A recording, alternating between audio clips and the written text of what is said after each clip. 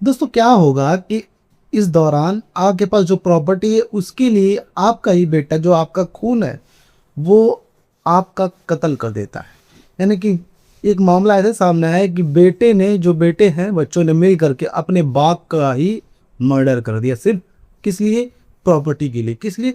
वो ज़मीन जो पिता ने छुपाई हुई थी, छुपाई क्या उन्होंने रखी हुई थी, लेकिन बच्चों को इतना जल्दी था कि वो प्रॉपर्टी उनको मिल जाए, वो अपना कुछ कारोबार कर सके या फिर जो भी कुछ ही मसला हो सकता है, उसके लिए उन्होंने अपने बाप को मार दिया। बदले में क्या मिला, इसी बात को आज हम जानेंगे और इसी बात से आपको ये हम प्रेरणा देंगे कि आपको कब क्या करना चाहिए, जिसके वजह से आप अपनी फैमिली को सुरक्षित रख पाए, आप सुरक्षित रह पाए। ध्यान दीजिएगा, आज का हमारा टॉपिक क्या है। जमीन के लिए बेटों ने बाप को मार डाला। यह गलती हर परिवार में होती है, अभी सावधान हो जाओ। अब आपको सावधान रहने की जरूरत है दोस्तों, कलयुग आ चुका है। कलयुग अब पता चल गया है कि कलयुग आ चुका है। यानी बेटे ही बाप को मार देंगे, बेटे ही बाप को मार देंगे, ये तो हाल हो गया है। अब ध्यान दीजिएगा, हमारा पहला क्वेश्चन क्या है,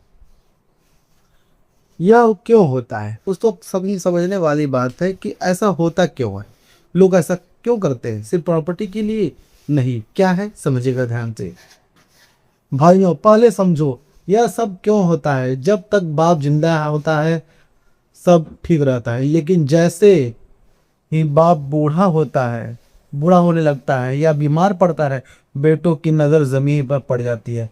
एक सोचता है ज़्यादा जमीन मुझे मिलनी चाहिए, दूसरा सोचता है मैंने ज़्यादा मेहनत की है, तीसरा सोचता है मैं बाप मेरे भाई ये कुछ ज़्यादा दे रहा है, और यहीं से शुरू होता है लड़ाई, कभी खत्म नहीं होने वाली। देखिए दोस्तों, लोग सोचते हैं कि जब तक पिताजी उसके तंदुरुस्त है, चुस्त है, तंदुरुस्त है, तब तक बेहतर है। और जब पिता जो है थोड़ा बूढ़ा होने लगता है, बीमार होने लगता है, बीमार रहने लगता है, तो बच्चों ने एक गुट बना लेते हैं। एक बच्चा सोचता है कि क्या पापा जो प्रॉपर्टी दे रहे हैं किसी एक को ज़्यादा दे दे, दूसरा सोचता है कि मुझे ज़्यादा मिलना चाहिए, तीसरा सोचता है कि मेरे पिता जो है सिर्फ बड़े वाले को ही या फिर बीच वाले को ही ज़्यादा दे देगी। ये हाल हो जाता है और इसी का कारण बन जाता है कि बच्चे मिल करके बाप की हत्या कर देते हैं। ये मामला असल घटना पर आधारित है। आखिर में आपको ये भी बताएंगे कि ये मामला है कहाँ का, अब आपके हिंदुस्तान में है कहाँ का। ये समझने वाली बात है दोस्तों। प्रॉपर्टी के लालच में बच्चों ने ही अपने माँ बाप को भी मार दिया। यहाँ ये कलयुग की दुनिया है दोस्तों। आगे बढ़ते समझिएगा, जमीन विवाद का 5 असली वजह। जमीनी विवाद का 5 असली वजह क्या है समझने का, आपको अच्छे समझना है और ध्यान दीजिएगा भाइयों। मैंने सालों में हजारों परिवारों के मामले देखे हैं और मुझे जमीन विवाद के 5 असली वजह होते हैं। पहली वजह, बंटवारा नहीं हुआ, बाप के नाम पर जमीन है और तो टालता रहता है।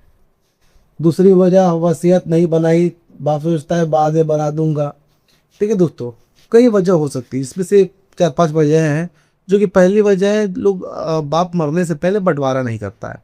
तो ये बंटवारा कर देना ज़्यादा बेहतर है, ताकि आज जो एक में लोग रहते हैं, कल कोई किसी भी चीज़ को लेके परेशानी ना हो जाए, किसी भी चीज़ को लेकर दिक्कत ना हो जाए, आपस में खून खराबा ना हो जाए, इसके लिए बंटवारा ज़्यादा बेहतर रहता है। और बंटवारा ऐसे नहीं कि आप बस खड़े होकर बोल दें कि सर इसको ना तुम्हारा उसको ना तुम्हारा, नहीं। अगर आप बंटवारा कर रहे हैं तो दाखिल खारिज भी कर दीजिए, ताकि उन लोगों के नाम कितना कितनी प्रॉपर्टी है वो खतौनी में ऐड हो जाए, यानी कि राजस्व विभाग के रिकॉर्ड में ऐड हो जाए, वरना बाद में फिर दिक्कत होती रहती है। कभी कभी बाप ये सब सोचता है कि अभी नहीं बाद में कर देंगे, वसीयत नहीं लिखता है, यही सबसे बड़ा कारण होता है दोस्तों। और याद रखिए, कभी भी अगर आप कोई पिता है, आप एक पिता है, तो सबको एक बराबर का हिस्सा दीजिएगा, किसी को ज़्यादा किसी को कम मत दीजिएगा। नहीं तो यही दिक्कत है, जो आपको मारने वाले रहते हैं लोग, वो उनको मार देंगे जिनके पास प्रॉपर्टी ज़्यादा रहेगी। यानी परिवार उजाड़ने के मामले तय होते हैं सर बाद में। हाँ, लेकिन वो दिन कभी नहीं आता। तीसरी वजह, एक एक बेटे को ज़्यादा दे दिया, बाकी को बाकी बदला लेता है। चौथी वजह, बहू का दखल देना तो मान जाता है लेकिन बहू नहीं मानती। पांचवी वजह, जमीन का की बदलती कीमत आज 5 लाख है तो कल 50 लाख बढ़ती रहती है, इसकी वजह से लोभ भी बढ़ता रहता है। ठीक है दोस्तों, ये नहीं होता है कि आप किसी को अगर वसीयत लेते हैं तो वसीयत किसी को ज़्यादा या फिर किसी को कम लिख देते हैं, और उसमें क्या होता है कि आपसी रंजिश होना चालू हो जाता है।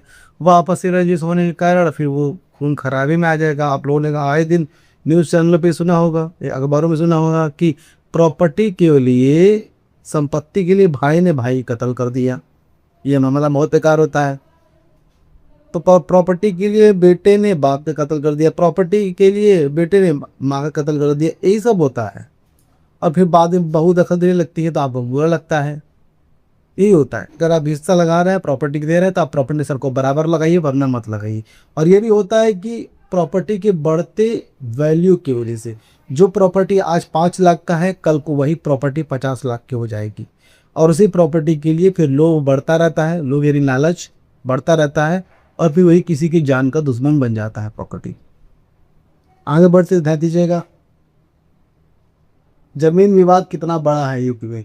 दोस्तों यूपी में सबसे ज़्यादा ज़मीनी विवाद देखे जाते हैं।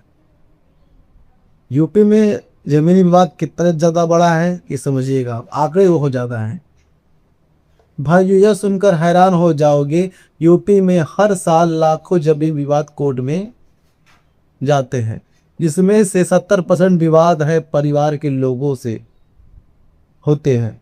भाई वर्सेस भाई, बेटा वर्सेस बाप, बाप वर्सेस भतीजा। और इन विवादों में हर साल सैकड़ों लोग मारे जाते हैं सिर्फ जमीन के लिए यह है और यूपी की सबसे बड़ी त्रासदी।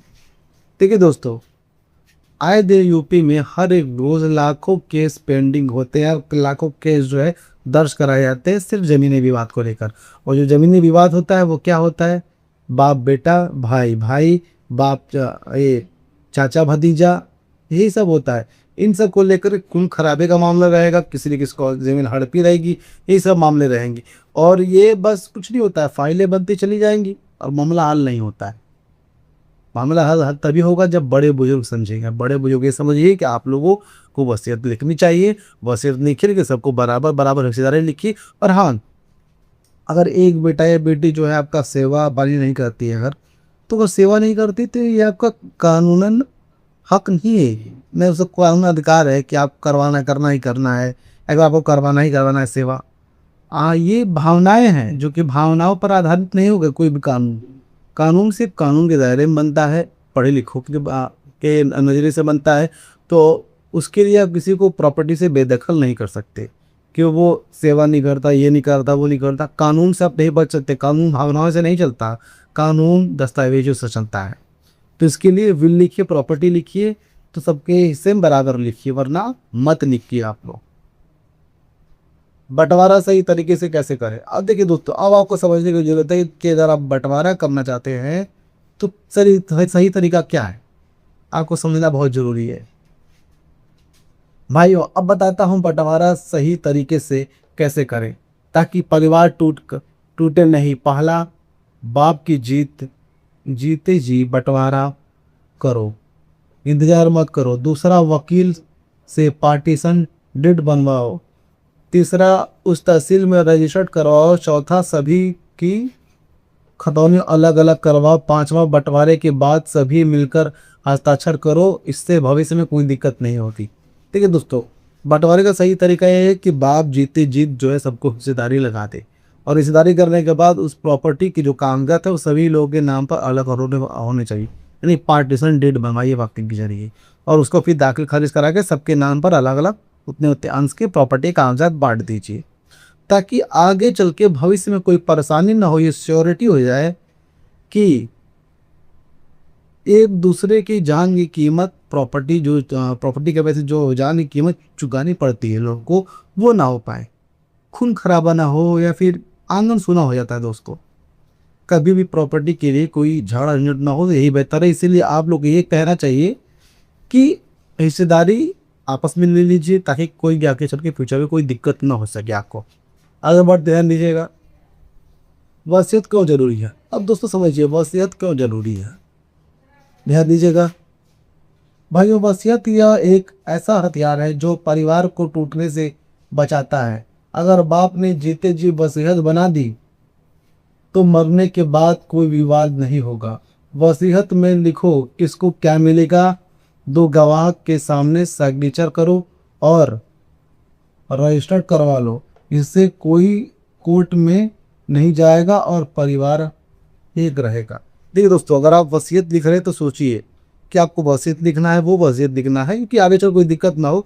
ऐसी इस तरह से वसीयत लिखिए कि सभी लोग के हिस्से में बराबर जमीन हो। और ये भी है कि इसमें कोई झगड़ा भी नहीं होता है। चल के दो गवाह होने चाहिए जो कि इसके बाद फिर सिग्नेचर होने चाहिए। उसके बाद आप उस वसीयत को रजिस्टर्ड करवाइए ताकि कोर्ट वगैरह में भी जाने में कोई से अगर कोई दावा करता है तो उस पर भी प्रूफ करने के लिए आसानी हो, कोर्ट वगैरह में भी दावा करने में भी साबित हो पाए। और इससे क्या होगा कि आगे की कोई भी फ्यूचर में परेशानी अगर होगी, अगर आप नहीं रहे, अगर आप मर गए, तो आपके बच्चे प्रॉपर्टी को अच्छे से वसीयत के जरिए आराम से बांट पाएंगे। आगे चल कोई दिक्कत नहीं होगी। आगे बढ़ते ध्यान दीजिएगा। विवाद हो गया तो अभी क्या करें। ठीक है दोस्तों, विवाद अगर हो गया तो अभी क्या करना चाहिए आप समझिएगा। भाइयों, अगर घर में पहले से विवाद चल रहा है तो यह करो, पहला गांव के बड़े बुजुर्गों के बीच में लाओ, दूसरा बुजुर्गों को बीच में लाओ, दूसरा पंचायत बुलाओ, तीसरा सही नहीं माने तो वकील के पास जाओ और चौथा पार्टीशन सूट दायर करो। देखिए दोस्तों, अगर कोई विवाद चल रहा है तो आप गांव के बड़े बुजुर्गों को बुलाइए और वहां में आपस में बैठ के आप लोग बात कीजिए। वो जो विवाद चल रहा है उसे दूर करने की कोशिश कीजिए। और नहीं होता है तो पंचायत बुलाइए, पंचायत से करवाइए। उससे बात नहीं होता है तो आप कोर्ट के जरिए पार्टीशन सूट का केस दायर कीजिए वकील से मिल करके। और कोर्ट में ये फैसला होगा, क्या होगा, पांचों कोर्ट हर किसी को उसका हिस्सा देगा। और सबसे जरूरी, हिंसा मत करो, जमीन मिल जाएगी लेकिन जो इंसान चला जाए वो वापस नहीं आएगा। देखिए दोस्तों, कोर्ट ये आदेश देगा किसके हिस्से में कितनी जमीन होनी चाहिए। और हाँ दोस्तों, सबसे और इम्पोर्टेंट चीज़, हिंसा मत कीजिए, लड़ाई झगड़ा मत कीजिए, किसी को प्रॉपर्टी के लिए मत मारिए। क्योंकि प्रॉपर्टी तो आ जाएगी लेकिन वो इंसान नहीं आएगा जो कि आपके रिश्तों के बराबर था। ये बहुत ही सेंस वाली बात है कि आप समझिए प्रॉपर्टी के लिए किसी को क्यों मारना है। कुछ टाइम की वो प्रॉपर्टी रहेगी, फिर आप मर जाएंगे, फिर वो प्रॉपर्टी आप मरने के बाद सीने पे तो चिता पे लेटेंगे नहीं, सीने पर रख कर की मरने के बाद स्वर्ग में आगे काम आए। ऐसा तो होता नहीं। वो जो जो प्रॉपर्टी है, जो पैसे, वो इसी दुनिया में रह जाएंगे, किसी को कोई मरने के बाद लेके नहीं जाएगा अपने साथ। तो उस प्रॉपर्टी के लिए आप अपने परिवारों की हत्या मत कीजिए। आगे पर ध्यान दीजिएगा, परिवार बचाओ जमीन बचाओ। अब ध्यान दीजिएगा दोस्तों, परिवार बचाना और जमीन कैसे बचाएंगे। भाइयों, एक बात हमेशा याद रखो, जमीन तो फिर भी मिल सकती है लेकिन जो रिश्ते टूट जाते हैं वो कभी नहीं टूटते। तो बाप जो मारा गया, क्या उसके बेटों को जमीन मिली? देखिए, क्योंकि यूपी में ये मामला हो चुका है। एक बच्चों ने जो है कि उनके बेटों ने अपने बाप को मार दिया सिर्फ प्रॉपर्टी के लिए। और उसमें ये कोर्ट में दिखाया गया कि बाप बीमार था। तो क्या बाप को मारने के बाद क्या वो प्रॉपर्टी का वो सुख भोग पाए लोग? नहीं। सवाल है नहीं, जवाब है नहीं। क्योंकि वो बाप को मारने के बाद ये मामला खुल गया, लोगों को पता चला, लोगों ने पुलिस बुलाया, जेल हो गई। और अभी वो लोग जेल में चक्की पीस रहे हैं, आटा पीस रहे हैं, गेहूँ पीस रहे हैं, वो लोग खेती बाड़ी कर रहे हैं जेल में, क्योंकि जेल में से होता है। यानी कि वो मर गया पिता, लेकिन प्रॉपर्टी भी उनको नहीं मिली क्योंकि ये मामला पुलिस के दायरे में आ गया। खून कर दे तो मामला उजागर हो गया। तो ये मामला ये तय होता है, अगर हम मार भी देते हैं उनको और मार भी देंगे तब जब जेल भी चले जाएंगे तो प्रॉपर्टी का वो सुख कौन भोगेगा। ध्यान रखिए दोस्तों, अगर आप भी इस टॉपिक से रिलेट करते हैं, आपको भी वसीयत बनवाना है, कुछ भी अगर डॉक्यूमेंट्स बनवाने हैं तो आपको घबराने नहीं है। आपको तुरंत एक वकील से मिलना है, वो वकील जो जमीनी मामला देखता हो, उससे मिलिए, सारी परेशानियां बताइए, तुरंत आगे के प्रक्रिया में लग जाइए और उन कागजातों को बना लीजिए ताकि आपको भी आगे चले कोई दिक्कत ना हो, ना आपको ना आपके परिवार को। पूछता हूँ, कोई वीडियो कैसा लगा? अगर आपको वीडियो अच्छा लगा तो वीडियो को लाइक कीजिए, चैनल को सब्सक्राइब कीजिए और इस वीडियो को ज़्यादा से ज़्यादा लोगों तक शेयर भी कीजिए ताकि सभी लोगों को यह बातें पता चल सके कि आजकल हिंदुस्तान में सिर्फ प्रॉपर्टी के लिए लोगों लोग अपने बाप और पिता की कैसे हत्या कर रहे हैं, अपने दादा की हत्या कैसे कर रहे हैं, माँ की हत्या कैसे कर रहे हैं, सभी लोग ये बातें बतानी जरूरी दोस्तों। तो फिर मिलेंगे किसी नए वीडियो में किसी नए टॉपिक की तरफ, तब तक हमें दीजिए इजाजत। जय हिंद दोस्तों।